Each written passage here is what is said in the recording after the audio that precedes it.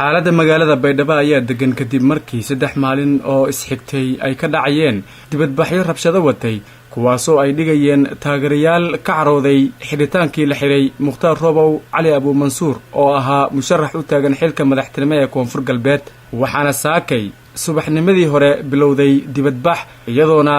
barqanimadii maanta ciidamo booliis military nabad sugid isugu jira lagu soo daadiyay gudaha magaalada Baydhabo gudoomiyaha maamulka degmada Baydhabo Cabdullaahi Cali Watiin iyo gudoomiyaha gobolka Baay Cali Wardheere Dooyo Cabdiraxmaan oo ka hadlay xaaladda magaalada Baydhabo ayaa yiri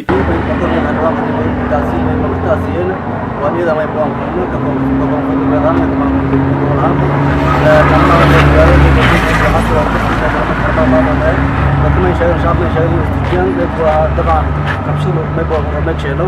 ذكر ما يدور ورا مظاهرة ما يبغى سكر ولا بيوت ما يبغى يا كده وجرا صادقت مرة كده شغالين إن شاء الله هو كده أرماني ما يبغى يدجي هذا لو بوجي والله لا ولا جي ما يبغى لك حاط ما هو تكون بدك بدرو كده دول في الركض ولا ما يبغى لك حاط ما يبغى يا نقدين لكن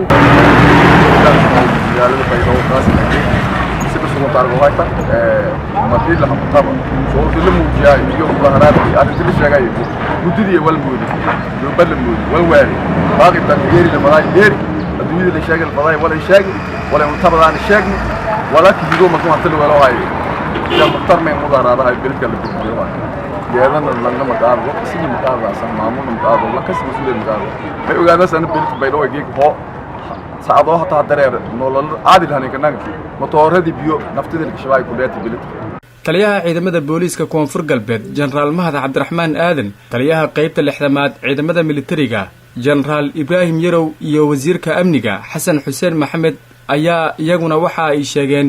in amniga magaalada Baydhabo ay mas'uul ka yihiin isla markaana ay wax walbo amniga qalqal gelinaya ay ka hortagi doonaan dhibaato dhacday taageero la dubay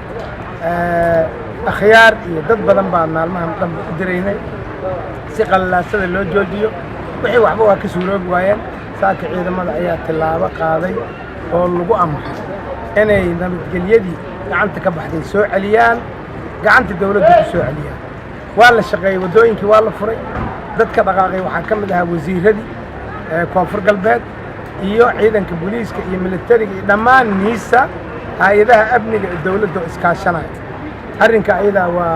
waa fulay shaqadaasna waa la qabtay wixii harana waa la israacin doonaa wax dhibaato oo dhacayna ma jiraan ciyaalkiina waa la soo qabqabtay oo xabsigay ka buuxaan wixii kale oo dhiman oo weli rabsho wadana waa ku soo magaalada ka abuuran la joojiyo wax walba laga fiiriyo dhinaca fiican in laga arko oo aanay waxba soo kordhinaynin dhibaatooyinka hadda socda laamigii ayaa la gubay magaalada bilacdeedii oo dhan waa baabacday ganacsigii dhibaatooyin fara badan magaalada ka jira shacabka waxaan ka codsanaynaa oon kula talinaynaa oon ku waaninaynaa inay joojiyaan dhibaatooyinka magaalada ka jira Soomaaliya dhamaantii inay deganaan muujiyaan gaar ahaan reer Koonfur Galbeed dad alle idii wartabadaas inay suwanaag iyo onay halkaasnama waliya tabadaas ka sheegto faa'iido ma sheenaas inay buuq la soo inay goomo la gubo dukaamo la balaqaysan shidil abuuro dad noo dhimadan wal faa'iido yeeshana samle wala in ku digaanay umada in iyo talaabooyinka noocaas ay qaadaan wala in mahadnagay dhamaan saraakiisha amniga oo ku shaqeeyay nabadgelyada walillahi eediyada mahadsantiin 3 maalin ee dibadbaxyada magaalada Baydhabo ka socday waxa ay dhaliyeen khasaare isugu jira dhimasho iyo dhaawac guud ahaanna waxa ku geeriyooday maalmahaasi 12 qof halka 20 kalena ay ku dhaawacmeen Cabdullaahi Nuur Aadan TV-ga caalamiga ee SAB TV Baydhabo